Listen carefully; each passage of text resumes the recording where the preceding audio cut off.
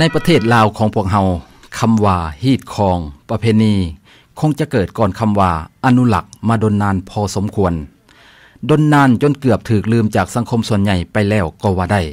ดงน้องลมนี้ก่อนจะได้ลงศอกอยู่หากินหรือว่าไปเกี่ยวพืชเกี่ยวไรต้องได้ครอบก่อนเดือน3นี่ครอบจังซั่นแล้วจังได้ลงไปหาพืชหาไหลอยู่ในหนองหันบัดนี้โตหามสำคัญมันนี่มั่งสัง10อย่างที่อยู่ในดงน้องลมหรือว่าอยู่บนนอกดงไปก็ตามบรรทัดนี่แม่นบ่ได้กินนับตั้งแต่งูขึ้นไปงูลิงคางทะนีสร้างเสือสิงมั่งสัง10อย่างจำนวนนั้นแม่นเพิ่นหามแต่ท่านฮู้บ่ว่าฮีดคองประเพณีการเคารพนับถือธรรมชาติหลายอย่างที่ปู่ย่าตายายพากันนับถือมานั้นเป็นต้นก็แม่นป่าไม้ปัจจุบันได้กลายเป็นป่าอนุรักษ์และเป็นเขตสงวนสำหรับเดินป่าให้กับแขนงการท่องเที่ยวแบบอนุรักษ์ในหลายเขตอยู่แขวงสวรรณเขตในประเภทต่างๆของการท่องเที่ยวแม่น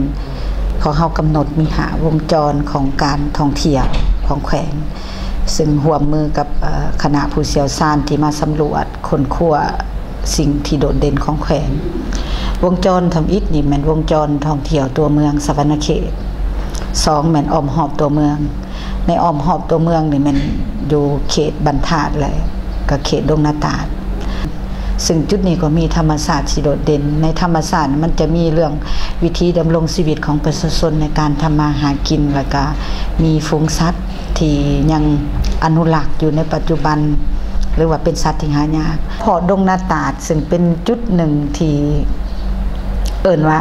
หายากที่จะมีป่าไม้อยู่ในไกลตัวเมืองห่างจากตัวเมืองไกรสอนพรหมวิหารเป็นที่ตั้งของแขวงนี้ประมาณ15หลักกิโลเมตรพอเฮาไปถึงเนาะในเขตนี้พวกเฮาสามารถเว้าได้ว่าเริ่มแต่มีการจัดตั้งการท่องเที่ยวอนุรักษ์แบบประชาชนมีส่วนร่วมแต่ปี2004พวกเฮาเฮ็ดทดลอง2005ก็ยังเอิ้นว่าทดลองอยู่แต่มาฮอดปัจจุบันนี้พวกเฮาสรุปได้ว่ามีนักท่องเที่ยวเกือบ 4,000 คนเข้าไปเขตนั้นเมืองไกรสอนก็แม่นเขตหนึ่งที่มีเนื้อที่กว้างใหญ่ส่วนหลายแม่นป่าธรรมชาติในนี่แม่นรวมมีป่าดงป่าโคกทุ่งนาบึงและหนองน้ำธรรมชาติที่หลากหลายอุดมสมบูรณ์ไปด้วยป่าไม้สัตว์น้ำสัตว์ป่าเครื่องป่าของดงที่หลากหลายซึ่งอำนวยความสะดวกให้กับการดำรงชีวิตของประชาชนในเขตนี้มาได้หลายแสนคนบ้านธาตุอิงหังก็แม่นบ้านหนึ่งที่มีการนับถือป่านับถือธรรมชาติจนเป็นประเพณีเส้นการนับถือป่ามเหสักป่ามเหสักแม่นป่าศักดิ์สิทธิ์ที่ชาวบ้านให้ความเคารพนับถือถ้าผู้ใดหากบ่เชื่อฝ่าฝืนก็เกิดอาเพศมีอันเป็นไปเป็นต้นแม่นป่าต้นกำเนิดแหล่งน้ำป่าดงดิบที่ถือเป็นป่าซ่าหรือเป็นป่าที่เป็นแหล่งอุดมสมบูรณ์ด้วยเฮือนหังเพาะพันธุ์สัตว์ป่าหรือป่าที่มีหนองที่เป็นเฮือนหังเพาะพันธุ์สัตว์น้ำตามธรรมชาติทั้งหลายเหล่านี้ชาวบ้านมักถือเป็นป่ามเหสักดังนั้นป่ามเหสักดงนาตาดหนองลมก็แม่นป่าศักดิ์สิทธิ์อีกแห่งหนึ่งที่ชาวบ้านเชื่อถือมาแต่สมัยโบราณกาลเป็นที่รับรู้กันดีในหมู่ชาวบ้านว่าสัตว์ป่าที่นอนอยู่ในมังสัง10อย่างตามความเชื่อของศาสนาพุทธมีสัตว์หลายอย่างที่สามารถหามาเป็นอาหารได้และมีสัตว์หลายชนิดแม่นห้ามล่าห้ามฆ่านอกจากนี้แม่นสามารถซอกหามาบริโภคและนำไปขายสร้างรายรับได้ปัจจุบันป่ามเหสักหนองลมก็กลายมาเป็นป่าสงวนดงนาตาดหนองลมวัฒนธรรมการนับถือป่าไม้โดยใส่คำว่าป่ามเหสักที่สามารถรักษาป่าไม้เพื่ออำนวยประโยชน์ให้กับชาวบ้านตามฤดูกาลในแต่ละวันเช่นเก็บผักป่าเก็บเห็ดหาหน่อไม้แย่ไข่หมดแดงหาน้ำผึ้งขุดจิลอขุดเขียดที่สำคัญกว่านั้นก็แม่นการตักน้ำมันยาง พร้อมกับการหาเครื่องป่าของดงอื่นๆสำหรับเลี้ยงชีวิตและสร้างรายได้ในแต่ละวัน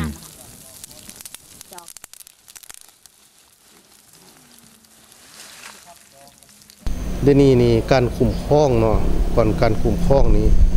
และมาฮอดทุกวันนี้เนาะและการสอกอยู่หากินนี้ประชาชนในบ้านนี่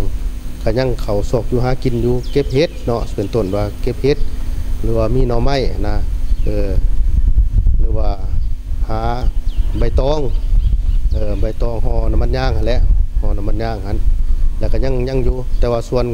การตัดไม้ทำลายป่าเนี่ยก็บ่ได้เฮ็ดแล้วเนาะประชาชนก็มีส่วนร่วมพอฮู้จักดงอันนี้มันก็เคียงคู่กับชาวบ้านพวกเฮามาแต่ดึกดำบรรพ์แล้วเนาะก็ควรรักษาบอกลูกบอกหลานต่อไปก็บ่ให้ทำลายเนาะมันยังอยู่ถึงมันมืดพวกเฮาและเส้นพวกเฮาก็ยังลูกยังหลานก็ให้ยังได้เห็นเรื่องต้นไม้ต้นตอกนี้เพราะว่ามันก็ส่วนมันก็หายากต้นไม้ที่ว่าดงนาป่าตึบอยู่ใกล้ๆตัวเมืองดังจะปรากฏอยู่ในรายงานขององค์การสหประชาชาติเพื่อการพัฒนาที่เอิ้นย่อว่า UNDP บันทึกไว้ว่าเครื่องป่าของดงมีบทบาทสำคัญต่อการดำรงชีวิตของประชาชนลาวในเขตชนบทสามารถแบ่งเป็น2กลุ่มใหญ่คือกลุ่มที่บ่มีฐานะแม่นอาศัยเครื่องป่าของดงในการเลี้ยงชีพและสร้างรายรับสูงถึง90%อันนี้นั่นมาจูดซื่อบ่แม่นมาตักส่วนกลุ่มที่มีฐานะแล้วแม่นยังอาศัยเครื่องป่าของดงเพื่อเลี้ยงชีพและสร้างรายรับสูงถึง24%ถ้าคิดเฉลี่ยรวมทั้ง2กลุ่มในการเลี้ยงชีพและสร้างรายรับของประชาชนลาวแม่นยังอาศัยเครื่องป่าของดงสูงถึง40%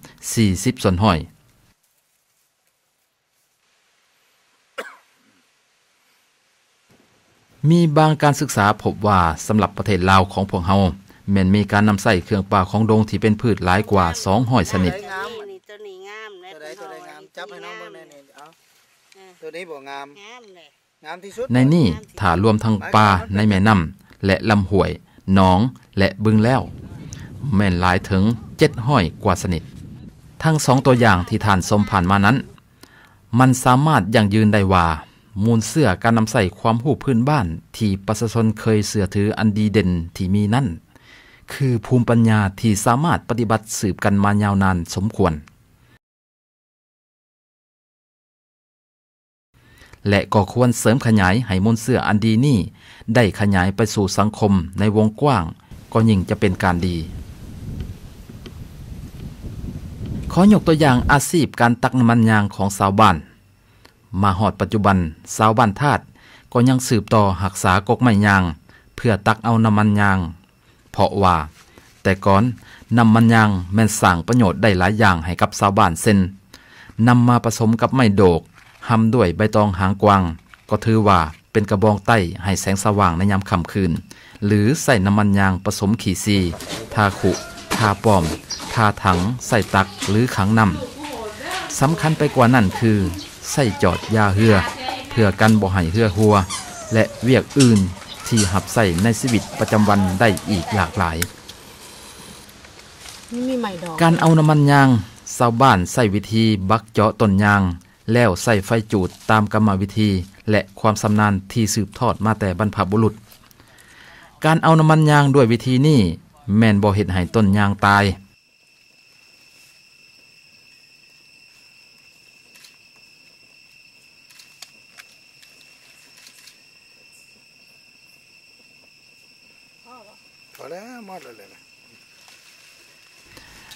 การย้ายบ่อนบักเจาะคุมน้ำมันยางไปตามวิธีการเลือกงาไม้ที่สมบูรณ์กว่าหมู่ของต้นไม้ยางตามการเวลาที่เหมาะสมต้นยางเองก็สามารถปงหนังปกหุ่มตัวเองคืนใหม่ได้โดยบ่มีผลเสียหายคันเฮาเซาตักนะเซาตักแล้วมันก็หุ่มอันนี้แม่นแต่พ่อแต่แม่ตอนนี้นะ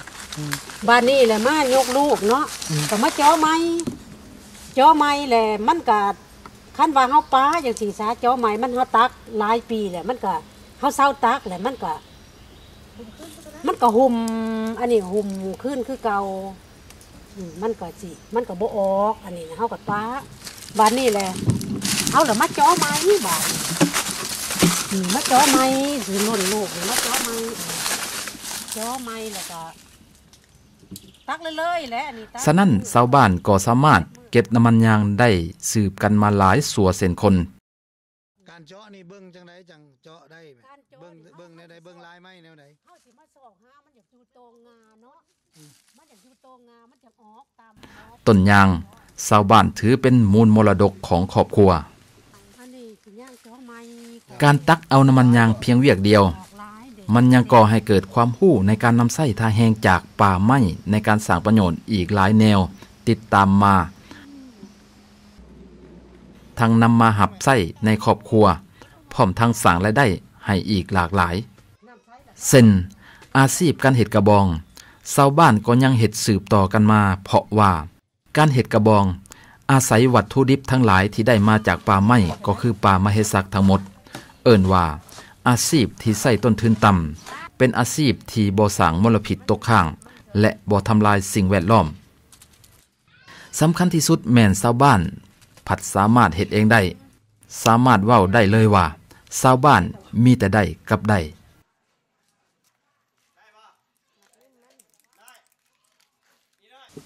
นอกจากการตักน้ำมันยางป่าไม้ก็ยังให้ผลประโยชน์ต่อการดำรงชีวิตหลายแนวตื่มอีกเช่นการหาผักป่าสามารถเว้าได้เลยว่าเกือบตลอดปีชาวบ้านแม่นสามารถหาเก็บผักป่าที่มีอยู่อย่างหลากหลายเพื่อมาบริโภคได้ทุกๆวัน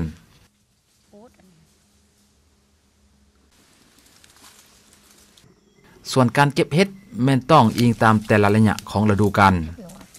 เห็ดแต่ละชนิดจะทยอยออกมาตามความเหมาะสมของสภาพการเปลี่ยนแปลงของภูมิอากาศ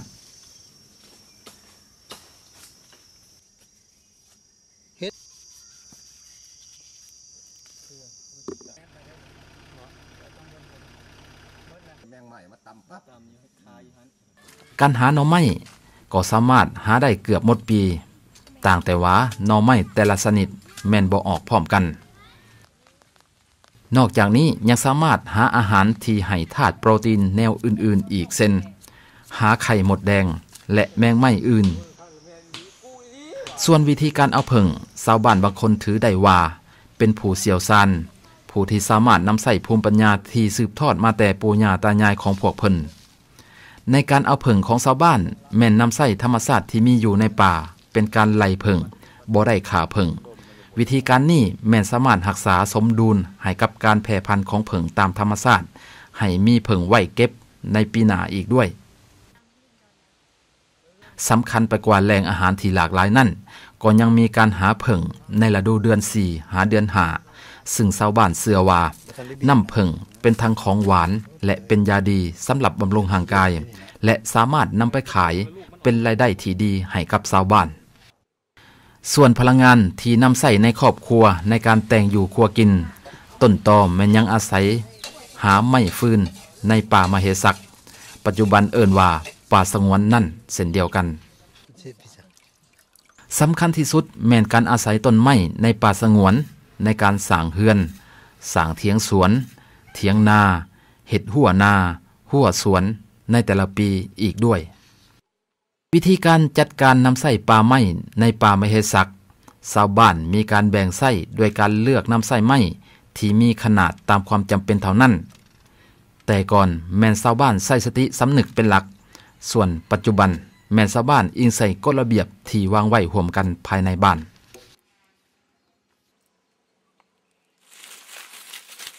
นอกจากคุณประโยชน์ป่าไม้แล้วในเขตป่าสงวนดงนาตาดแห่งนี้ก็ยังมีหนองลมเป็นหนองที่กำเนิดอยู่กลางป่าดงซึ่งเป็นแหล่งเพาะพันธุ์สัตว์น้ำที่อุดมสมบูรณ์นับแต่อดีตจนฮอดปัจจุบันหนองกลายเป็นแหล่งทำมาหากินของชาวบ้านโดยอาศัยเอาสัตว์น้ำในหนองเป็นต้นก็แม่นการหาปลาและสัตว์น้ำต่างๆที่ชาวบ้านหามาเป็นอาหารและรายได้ของชาวบ้านเกือบว่าตลอดปีเลยก็ว่าได้พิเศษในการหาปลาในหนองลมแม่นบ่สามารถใส่เรืออนุญาตให้เฉพาะคนลงหาเท่านั้นชาวบ้านเอิ้นว่าคลัมหรือเป็นข้อห้ามตามทัศนะของผู้เขียนอาจจะเป็นกุศโลบายของคนโบราณในการจัดการธรรมชาติแบ่งกินแบ่งไว้ก็คือการอนุรักษ์สัตว์น้ำแบบยืนยงก็อาจเป็นไปได้เพราะว่าหนองลมเป็นหนองที่บ่ใหญ่หลายแต่ก็มีปลาและสัตว์น้ำหลากหลาย ชาวบ้านสามารถทำมาหากินได้ตลอดปีการคิดและออกแบบการคุ้มครองจนเป็นประเพณีปฏิบัตินี้ถือได้ว่าเป็นภูมิปัญญาที่แสนฉลาดของบรรพบุรุษฝากไว้ให้กับพวกเฮา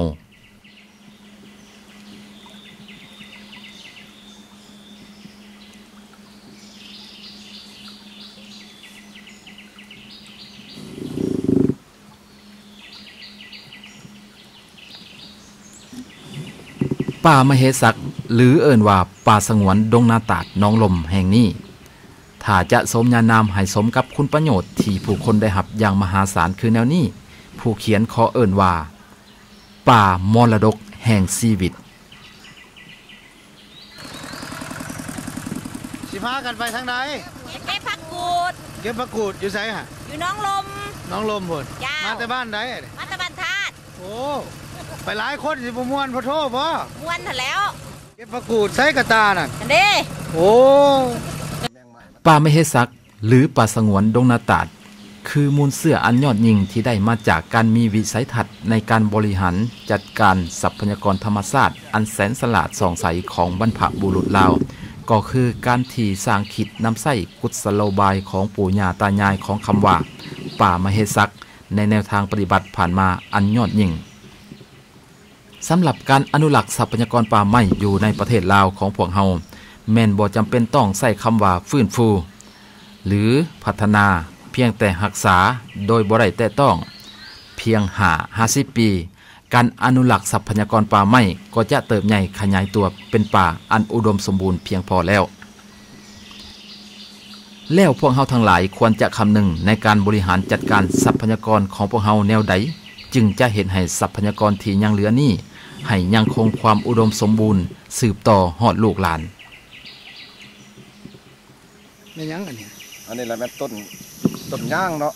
ต้นย่างหมากย่างที่มันหล่นลงมาในป่านะมันจะเป็นอันนี้เมื่อมันหล่นลงมาแล้วหมากมันจะเกิดงอกเกิดกบอยู่ในบริเวณที่มันมีแม่มัน